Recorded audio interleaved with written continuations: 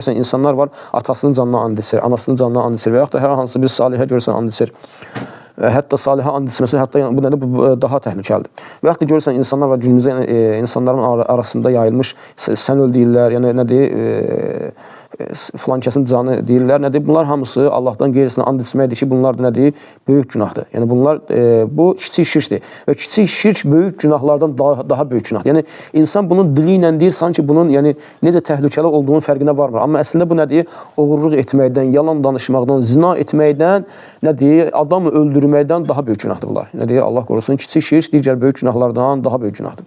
Onun üçün də insan nə etməlidir? İnsan öz dilin yalnız Allaha and içməyi öyrətməlidir. Öz dilin Allaha and içməyi öyrətməlidir və ümumən insan andın qorumalıdır. Yəni Allah Subhanahu wa Taala'ya hər dəqiqə başı Allaha and içməməlidir. Yəni andın qorumalıdır. Ki Allah Subhanahu wa Taala ayədə buyurur: "Vahfazu eymanakum." Andlarınızı qoruyun.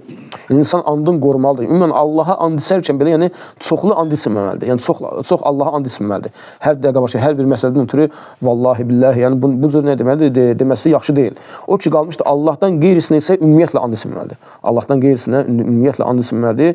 Və digər bir məsələ isə, təvhidin kamilliyin pozan məsələ və ola bilər ki, əslin pozsun. Bu da nədir? Yəni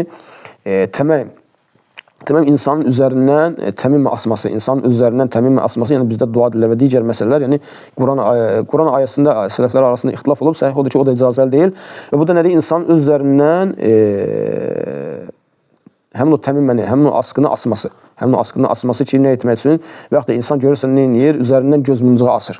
Bu cür şeylər insanlardan görürsən, göz mumcuğu asır və yaxud da görürsən, qapısından nə edir? At nalı asır və yaxud da nəsə skelet qoyur, baş qoyur, nəsə skeletin qoyur və yaxud da yəni, atın şəklini qoyur, nəysə, yəni cürbəcür məsələlərdir. Hansı ki, bunlar hamısı xurafatdır, bunların hamısı batildir və bunların heç biri nə göz dəymədən, nə sehirdən, nə də digər məsələlərdən qorumur.